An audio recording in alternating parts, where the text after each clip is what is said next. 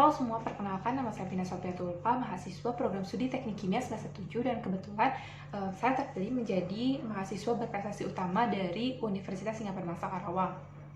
Nah, sebelum video pemaparan saya ingin menekankan bahwa saya tidak ingin dipandang wah atau bagaimana karena saya mahasiswa biasa dan saya juga sama seperti yang lainnya.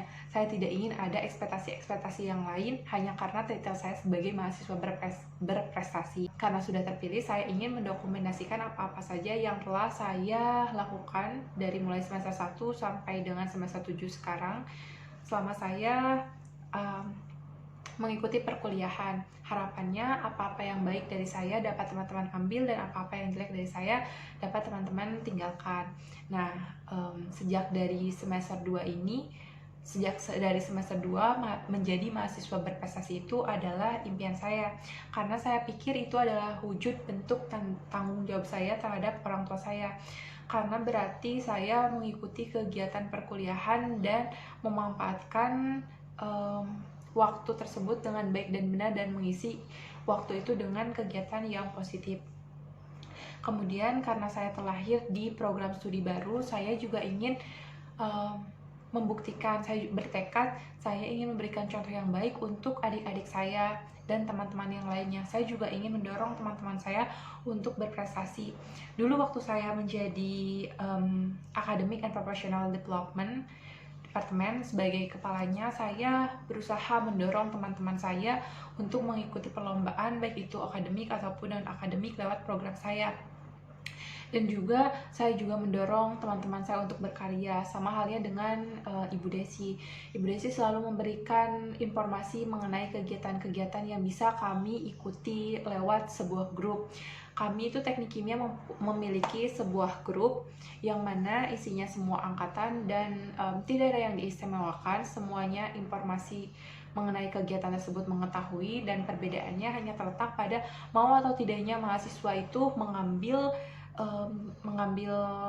mengambil kesempatan yang telah ibu berikan. Nah, perbedaannya di sana. Kemudian saya tipikal orang yang ya udah coba aja dulu. Walaupun saya itu nggak tahu ya saya bisa atau enggak, tapi saya pikir ya udah coba aja gitu. Mungkin saya juga bisa belajar sedikit demi sedikit seiring kegiatannya berlangsung. Nah, istilahnya learning by doing atau apalah ya. Pokoknya ya udah, yang penting coba aja dulu. Nah, setelah itu saya mungkin ingin memaparkan dari semester 1 sampai semester 7 kegiatan saya. Nah, pertama-tama pada semester 1 fokus saya adalah IPK. Bagaimana saya mempush diri saya untuk menjalani proses sebaik-baiknya sehingga saya bisa mendapatkan nilai yang maksimal. Nah, karena saya pikir mata kuliah di semester 1 itu rata-rata adalah mata kuliah dasar, dan biasanya mata kuliah itu mungkin beberapa materinya sudah didapatkan di SMA. Nah, maka dari itu saya berpikir saya harus memaksimalkan kesempatan itu dan membuat nilai saya sebesar mungkin sebagai landasan untuk semester-semester selanjutnya. Nah, kemudian saya di semester ini tertarik menjadi volunteer di salah satu organisasi di Karawang, yaitu Karawang Peduli. Nah, kemudian pada semester 2 misi saya masih sama dengan semester 1, yaitu masih berhubungan dengan IPK. Namun pada semester ini saya mulai bertanya pada diri saya, apa yang saya suka, apa yang ingin saya kerjakan, apa target saya, apa yang ingin saya eksplor dan kembangkan. Dan saya juga mencoba mendaftar beberapa lomba, kemudian saya juga membuat skema bagaimana nanti kegiatan perkuliahan saya atau target-target saya, dan saya mulai mencatat mimpi-mimpi saya untuk kedepannya di dalam sebuah kertas, dan kemudian saya tempelkan di tempat yang sering saya lihat gitu. Kemudian saya sering mengimajinasikannya, tapi karena mimpi tanpa aksi adalah fiksi seperti kata trainer di PKKMB saya, makanya saya setiap melihat itu saya menjadi termotivasi, dan sedikit demi sedikit saya mengejar itu dan melakukan aksi selangkah demi selangkah untuk mencapai tujuan tersebut, sampai akhirnya pada semester 6 tujuan tersebut tercapai. Nah, lanjut, tadi kan semester 2 Oh, pada semester 2 ini juga saya memiliki sosok inspirasi ya, yaitu Epita Marta Dewi sama Odara Eka Aptari. Kedua perempuan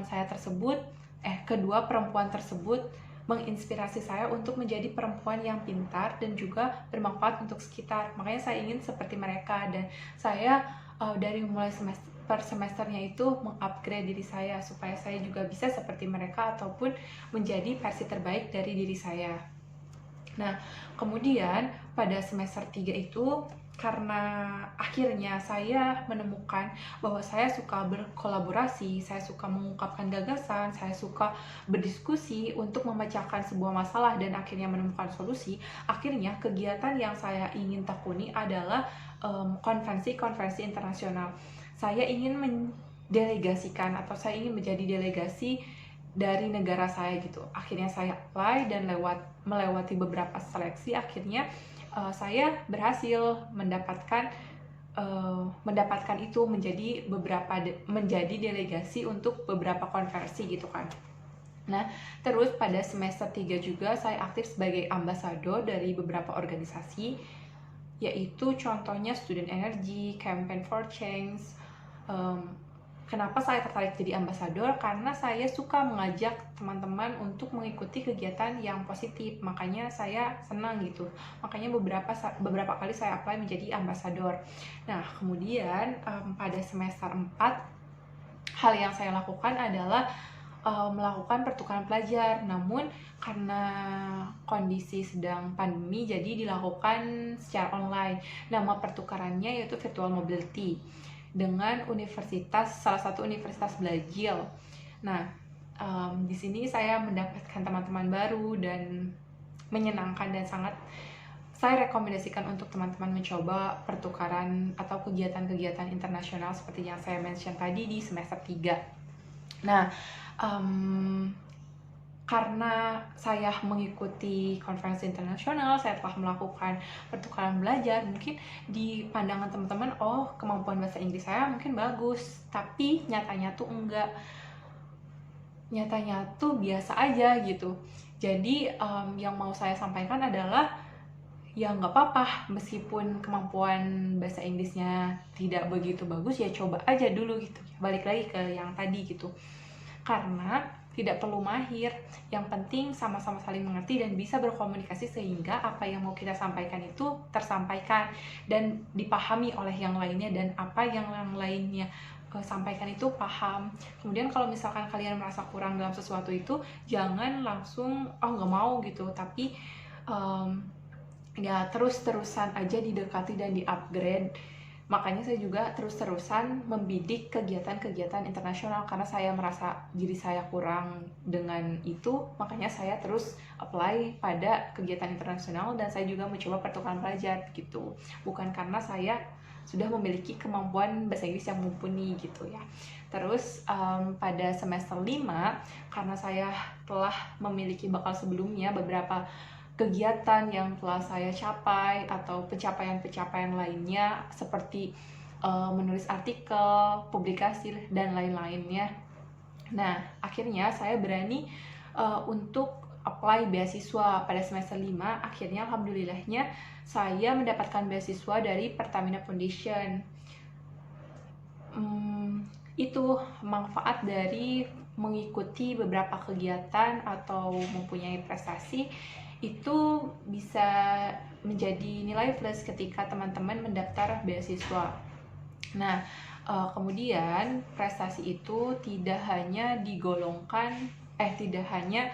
mencakup menang perlombaan saja, namun ada banyak prestasi yang bisa teman-teman raih. Di antaranya mungkin nanti apabila teman-teman tertarik apply menjadi the next mahasiswa berprestasi, mungkin ada beberapa capaian unggulan yang bisa dikategorikan sebagai prestasi, di antaranya pengakuan, award, ataupun kayak karir organisasi juga bisa, kewirausahaannya juga bisa. Makanya mungkin di salah satu perguruan tinggi ada mahasiswa berprestasi berdasarkan kategori apa gitu, berdasarkan kategori ini, karena ya tidak hanya dinilai dari menang lomba saja gitu ya prestasi itu. Nah, terus pada semester 6 karena sudah masuk ke dalam semester akhir, akhirnya saya merem kegiatan-kegiatan saya dan saya coba fokus kepada mata kuliah yang saya rasa cukup krusial untuk menunjang penyusunan tugas akhir saya, yaitu rancang pabrik. Nah, kemudian saya juga mengambil mata kuliah kerja praktek dan penelitian. Untungnya ketua prodi saya dulu, Bu Desi, itu mengamanatkan beberapa hal yang menjadi bekal bagi saya. Nah, tapi ini bukan ke saya doang, tapi ke semuanya gitu. Beliau bilang kalau misalkan kerja praktek lebih baik di waktu semester antara, pokoknya itu setelah semester 6 mau ke 7 gitu, di akhir-akhir, supaya tidak mengganggu waktu perkuliahan. Dan saya mencoba menerapkan itu dan ya memang betul, akhirnya saya bisa fokus ke kerja praktek saya dan menyelesaikan itu tepat waktu sebelum semester 7. Saya juga sudah menyelesaikan penelitian saya lewat bimbingan dari beliau. Nah, kemudian tapi karena saya merasa penting juga program-program, ada beberapa program yang saya rasa penting, saya tidak bisa merem diri saya gitu loh. Saya juga mengapply buat beasiswa ICE Institute, yang dimana saya mengambil beberapa course, yaitu kayak environmental psikologi, terus jaminan mutu pangan, yang saya rasa itu bakal menunjang karir saya, makanya saya ambil course tersebut. Nah, tapi saya masih melakukan perkuliahan di Unsika juga, tidak mengkonversi semuanya gitu. Nah, berdasarkan perjalanan saya dari semester 1 sampai semester 7, ada beberapa hal yang ingin saya sampaikan yang telah saya pelajari gitu ya. Pertama, mengenai pertemanan. Bijaklah memilih pertemanan, karena ini sangat-sangat menentukan gitu loh ya. Usahakan memiliki teman yang saling mendukung, bukan saling bersaing.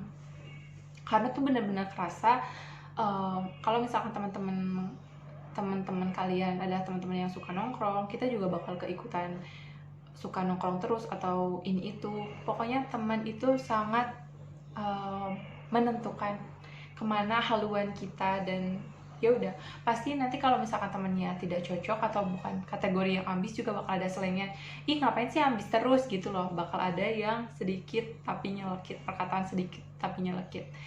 Nah, terus yang kedua itu, kita sebagai mahasiswa itu harus proaktif, jangan disuapin terus, baik itu untuk materi perkuliahan ataupun untuk informasi-informasi lainnya. Nah, Ibu Desi kan sering ngasih informasi ya di grup besar. Nah, tapi saya juga aktif mencari gitu ya, mencari beberapa informasi yang mungkin berguna bagi saya, kesempatan-kesempatan konferensi atau kesempatan-kesempatan lomba ataupun yang lainnya.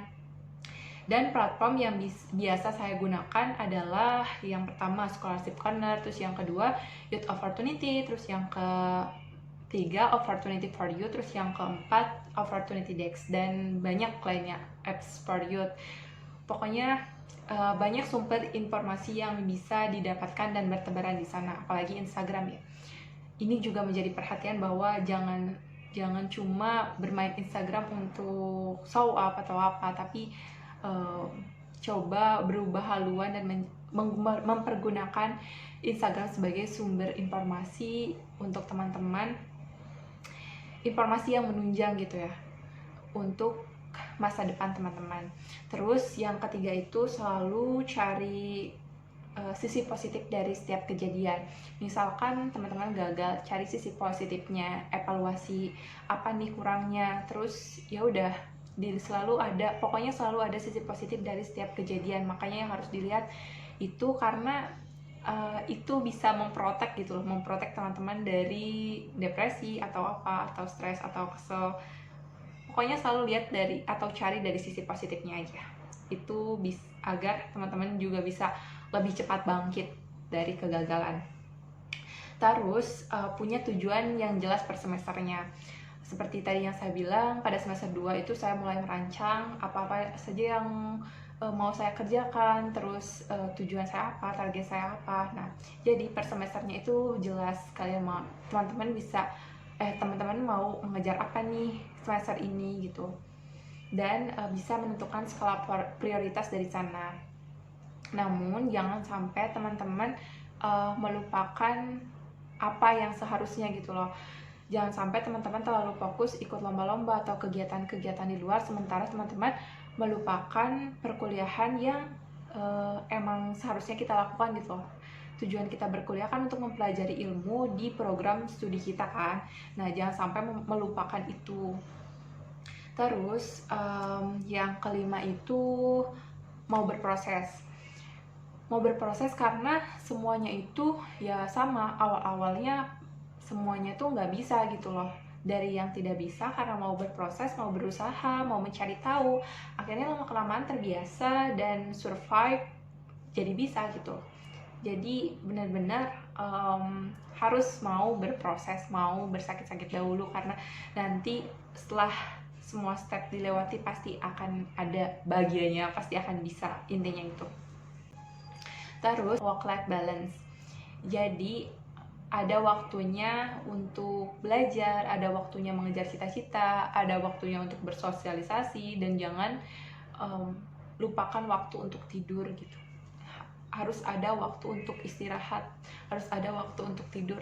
Karena tuh kayak percuma gitu loh, teman-teman mengejar nih sekarang, mengejar ini, mengejar itu, tapi melupakan kesehatan sendiri. Nanti itu tuh bakal jadi tabungan gitu loh, tabungan di masa depan, nanti di masa depan taunya sakit-sakitan gitu. Jangan.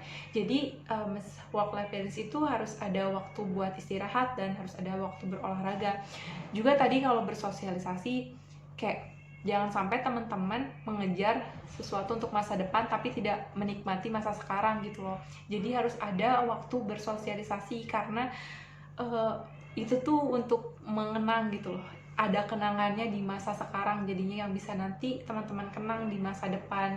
Jadi jangan habiskan hanya untuk ngejar target atau bener-bener memforsir diri sendiri, jangan sampai kayak gitu. Terus yang terakhir, semangat untuk terus mencoba. Ya harus terus-terusan mencoba, karena ya hanya seputar-seputar itu gitu loh. Kalau gagal coba lagi, kalau ada kesempatan ya coba gitu. Kuncinya cuma itu. Dan terakhir, mungkin saya ingin mengucapkan terima kasih kepada pihak-pihak yang membantu saya dalam mencapai mimpi saya ini, terutama Ibu Desi dan juga teman-teman saya yang dulu ya, maksudnya yang dulu menemani saya dalam setiap prosesnya gitu.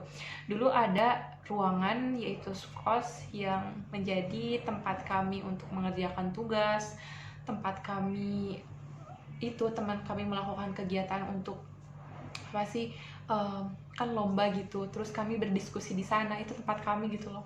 Dan ya sudah, teman-teman saya tuh di sana ada gitu sampai malam. Kalau saya bimbingan sama ibu, sama Bu Desi, dan teman-teman saya ada gitu. Entah teman-teman saya hanya nonton TV atau apa, tapi teman-teman saya itu menemani saya. Karena saya kalau di kosan atau mengerjakan di kosan tanpa di ruangan itu, mungkin saya tidak akan secepat itu, tidak akan seprogres itu. Makanya teman-teman saya dan ruangan itu sangat berkesan dan sangat mendukung saya, sehingga saya bisa menjadi saya yang sekarang. Dari itu, terima kasih untuk teman-teman semua dan ibu. Kemudian untuk adik-adik saya, semoga ada yang menjadi penerus saya. Tidak apa-apa tidak menjadi mahasiswa berprestasi atau tidak terpilih juga, tapi harus memilih karya dan mau berusaha. Dan saya harap punya semangat yang sama, bahkan lebih dari saya. Begitu. Terima kasih. Wassalamualaikum warahmatullahi wabarakatuh.